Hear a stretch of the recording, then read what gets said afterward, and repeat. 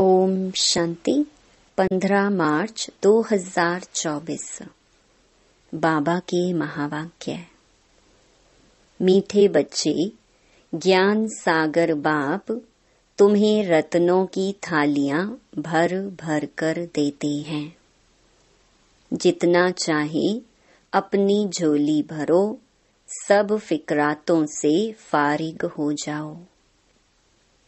प्रश्न: ज्ञान मार्ग की कौन सी बात भक्ति मार्ग में भी पसंद करते हैं?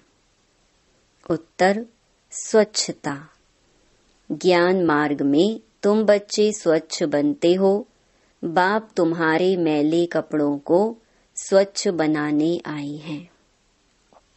आत्मा जब स्वच्छ अर्थात पावन बन जाती है, तब घर में जाने के, उड़ने के पंख लग जाते हैं। भक्ति में भी स्वच्छता को बहुत पसंद करते हैं। स्वच्छ बनने के लिए गंगा में जाकर स्नान करते, लेकिन पानी से आत्मा स्वच्छ नहीं बन सकती। ओम शांति। मीठे मीठे बच्चे, तुम्हें याद की यात्रा को भूलना नहीं है। सुबह को जैसे यह प्रैक्टिस करते हो, उसमें वाणी नहीं चलती है, क्योंकि वह है निर्वाण धाम में जाने की युक्ति। पावन बनने के सिवाय तुम बच्चे जा नहीं सकते, उड़ नहीं सकते। यह भी समझते हो, सतयुग जब होता है तो कितनी ढेर आत्माएं उड़कर जाती हैं। अभी तो कितनी करोड़ आत्माएं हैं, वहां सतयुग में जाकर कुछ लाख बचेंगे, बाकी सब उड़ जाते हैं। जरूर कोई तो आकर पंख देते हैं ना। इस याद की यात्रा से ही आत्मा पवित्र हो जाती है। इनके सिवाय और कोई उपाय है नहीं पावन होने का। पतित पावन भी एक बाप को ही कहते हैं, फिर कोई ईश्वर कहते, परमात्मा कहते व भगवान कहते हैं। है तो एक, अनेक नहीं है। बाप सबका एक है। लौकिक बाप सबका अपना अपना होता है, बाकी पारलौकिक तो सबका एक ही है। वह एक जब आते हैं तो सबको सुख देकर जाते हैं। फिर सुख में उनको याद करने की दरकार नहीं, वह भी पास्ट हो गया ना।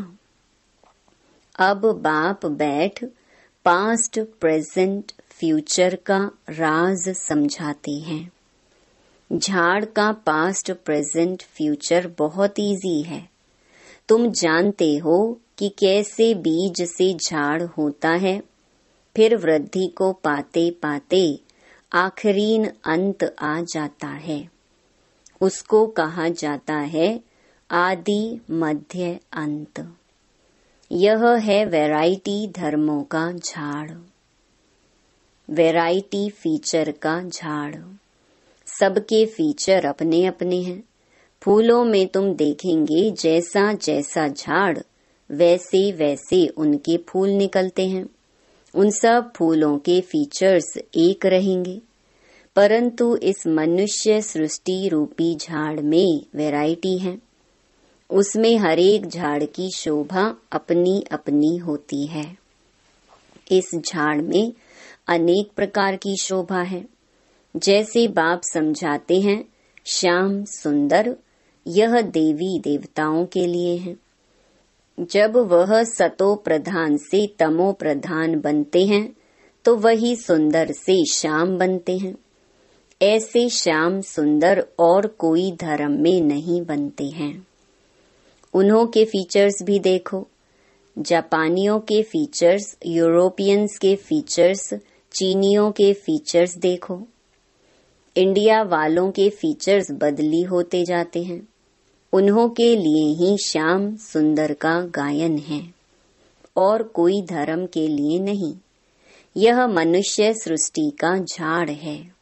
वैरायटी धर्म है, वह सब नंबरवार कैसे आते हैं, यह नॉलेज तुम बच्चों को अभी मिलती है और कोई यह बात समझा न सके। यह कल्प है 5000 वर्ष का। इसको वृक्ष कहो या दुनिया कहो। आधा में है भक्ति, जिसको रावण राज्य कहा जाता है। 5 विकारों का राज्य चलता है। काम चिता पर चढ़कर पतित सांवरे बन जाते हैं। रावण संप्रदाय वालों की चलन और दैवी संप्रदाय वालों की चलन में रात दिन का फर्क है। मनुष्य उन्हों की महिमा गाते हैं, अपने को नीच पापी कहते हैं। अनेक प्रकार के मनुष्य हैं। भक्ति तो तुमने बहुत की है, पुनर्जन्म लेते लेते भक्ति करते आए हो। पहले होती है अव्यभिचारी भक्ति।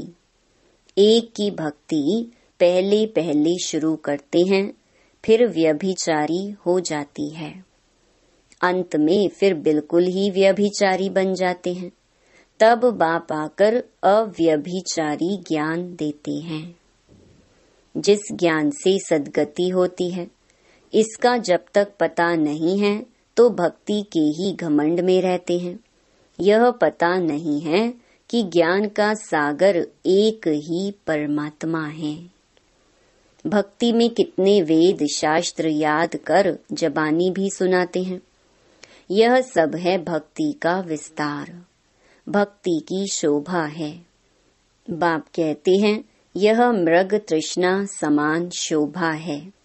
वो रेत पानी जैसी दूर से ऐसी चमकती है जैसे चांदी। हिरण को प्यास लगती है तो वह उस रेत में भागते भागते फंस जाता है। भक्ति भी ऐसी है, उसमें सब फंस पड़े हैं, उससे निकालने में बच्चों को मेहनत लगती है। विघ्न भी इसमें पड़ते हैं, क्योंकि बाप पवित्र बनाते हैं। द्रौपदी ने भी पुकारा। सारी दुनिया में द्रौपदियां और दुर्योधन हैं, और फिर ऐसे भी कहेंगे कि तुम सब पार्वतियां हो जो अमर कथा सुन रही हो। बाप तुमको अमर लोक के लिए अमर कथा सुना रहे हैं। यह है मृत्यु लोक। यहाँ अकाले मृत्यु होती रहती है। बैठे बैठे हार्ट फेल हो जाते हैं। तुम हॉस्पिटल में जाकर समझा सकते हो यहाँ तुम्हारी आयु कितनी कम है। बीमार हो पड़ते हो, वहाँ बीमारी होगी नहीं। भगवानुवाच अपने को आत्मा समझो, मुझ बाप को याद करो, औरों से ममत्व मिटा दो तो तुम्हारे विकर्म विनाश होंगे। फिर कभी बीमार होंगे नहीं, काल खाएगा नहीं, आयु भी बड़ी होगी। इन देवताओं की आयु बड़ी थी ना, फिर बड़ी आयु वाले कहाँ गए। पुनर्जन्म लेते लेते आयु कम हो जाती है। यह दुख सुख का खेल है, इसको कोई जानते नहीं। मेले मलाखड़े आदि कितने होते हैं। कुंभ के मेले में कितने लोग स्नान करने के लिए जाकर इकट्ठे होते हैं, परंतु फायदा कुछ भी नहीं। रोज तुम स्नान करते हो, पानी तो सब जगह सागर से ही आता है। सबसे अच्छा पानी तो कुएं का होता है। नदियों में तो किचड़ा पड़ता रहता है, कुएं का पानी तो नेचुरल शुद्ध होता है, तो उनसे स्नान करना बहुत अच्छा होता है। पहले यह रिवाज था, अब नदियों का रिवाज पड़ा है। भक्ति मार्ग में भी स्वच्छता को पसंद करते हैं। अब परमात्मा को पुकारते हैं कि आकर हमको स्वच्छ बनाओ। गुरु नानक ने भी परमात्मा की महिमा गाई है कि मूत पलीती कपड़ धोए।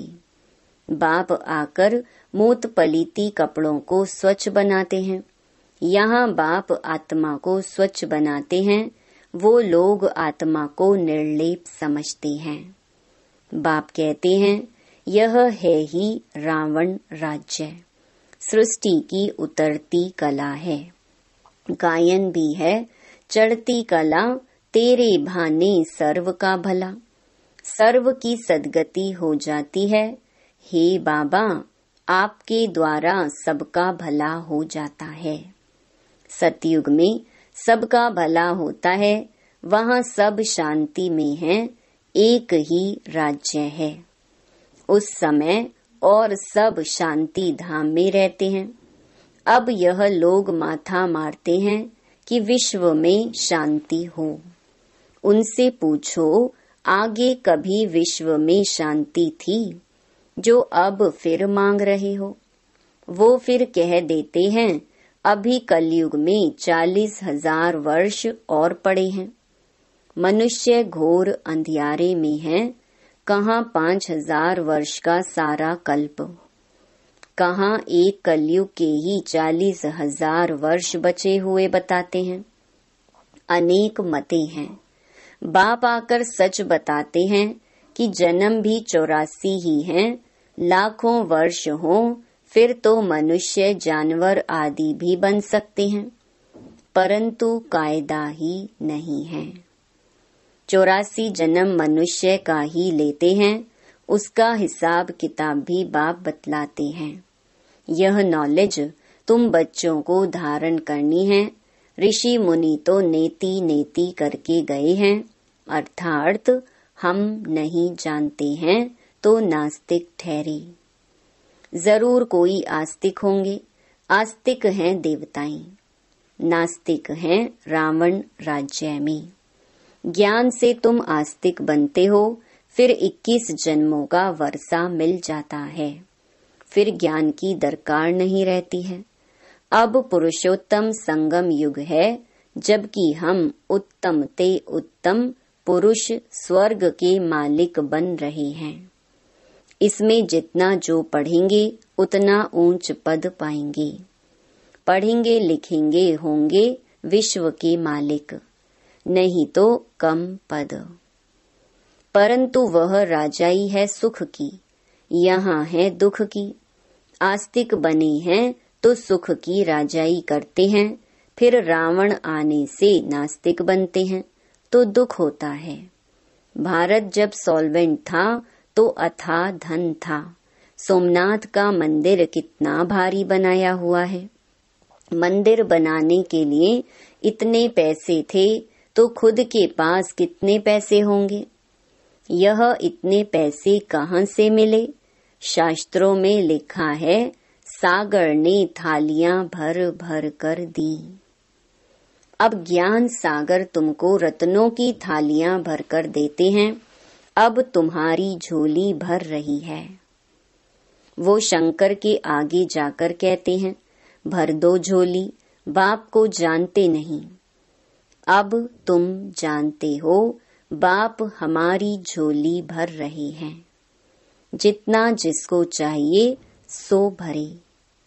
जितना अच्छी रीति पढ़ेंगे उतना स्कॉलरशिप मिलेगी। चाहे तो ऊंच ते ऊंच डबल सिरताज बनो, चाहे गरीब प्रजा व दास दासी। बहुत हैं जो फारकती भी दे देते हैं, यह भी ड्रामा में नूंद है। बाप कहते हैं, मुझे कोई फिक्र नहीं, मैं तो फिक्र से फारिग हूँ, तुमको भी बना रहा हूँ। फिक्र से फारिग स्वामी कींदा सतगुरु। स्वामी जो सबका बाप है, उनको मालिक भी कहते हैं। बाप कहते हैं, मैं तुम्हारा बेहद का टीचर भी हूँ। भक्ति मार्ग में तुम अनेक टीचर से अनेक विद्याएं पढ़ते हो। बाप जो तुमको पढ़ाते हैं, यह सबसे न्यारी नॉलेज है। वह है ज्ञान का सागर, जानी जानन हार नहीं कहना। ऐसे बहुत कहते हैं, आप तो हमारे अंदर को जानते हो। बाप कहते हैं, मैं कुछ नहीं जानता हूँ। मैं तो तुम बच्चों को पढ़ाने के लिए आता हूँ। तुम आत्मा अपने इस तख्त पर विराजमान हो, मैं भी इस तख्त पर बैठा हूँ। आत्मा कितनी छोटी बिंदी है, यह कोई जानता ही नहीं। तब बाप कहते हैं, पहले आत्मा को समझो, फिर बाप को समझेंगे। बाप पहले पहले आत्मा का ज्ञान समझाते हैं, फिर बाप का परिचय देते हैं। भक्ति में सालीग्राम बनाए पूजा कर फिर खलास कर देते हैं। बाप कहते हैं यह सब है गुड़ियों की पूजा। जो इन सब बातों को अच्छी रीति समझते हैं वह औरों का भी कल्याण करते हैं। बाप भी कल्याणकारी है तो बच्चों को भी बनना है।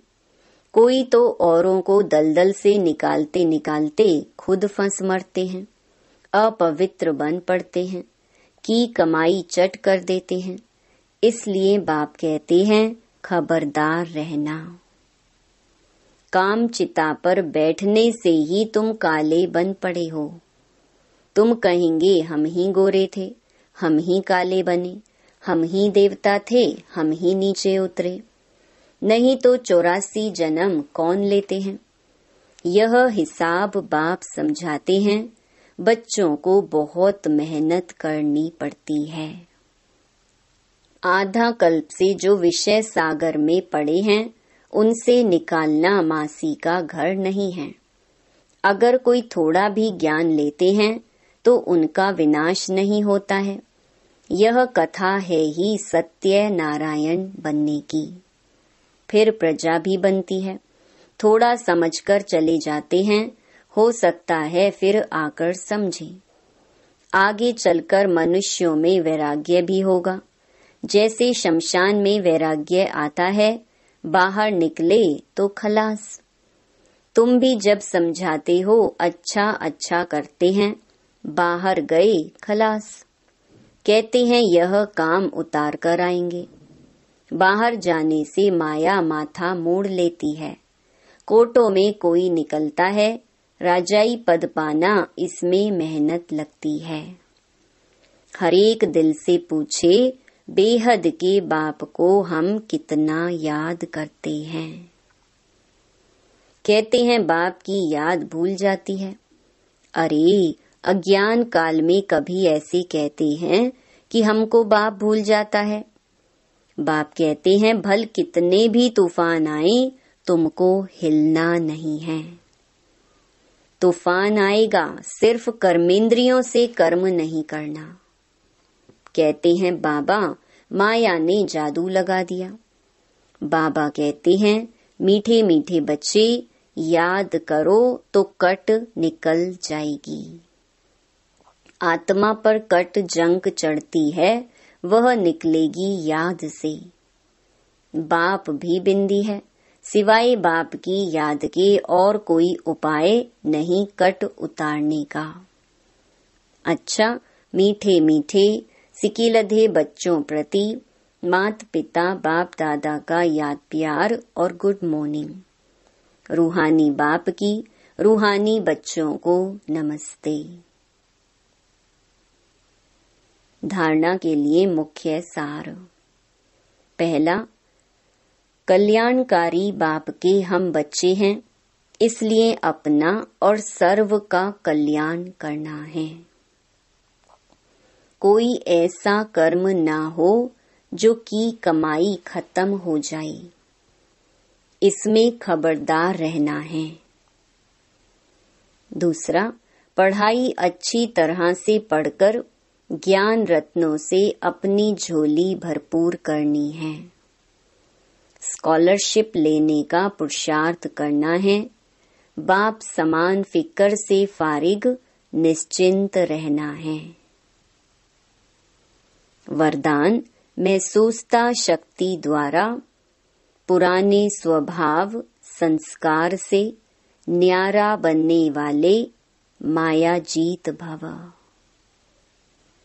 इस पुरानी देह के स्वभाव और संस्कार बहुत कड़े हैं, जो मायाजीत बनने में बड़ा विघ्न रूप बनते हैं। स्वभाव संस्कार रूपी सांप खत्म भी हो जाता है, लेकिन लकीर रह जाती है, जो समय आने पर बार बार धोखा दे देती है। कई बार माया के इतना वशीभूत हो जाते जो रॉन्ग को रॉन्ग भी नहीं समझते, परवश हो जाते हैं। इसलिए चेक करो और महसूसता शक्ति द्वारा पुराने छिपे हुए संस्कार स्वभाव से न्यारे बनो, तब मायाजीत बनेंगे। स्लोगन: मेरेपन के अनेक रिश्तों को समाप्त करना ही फरिश्ता बनना है। ओम शांति।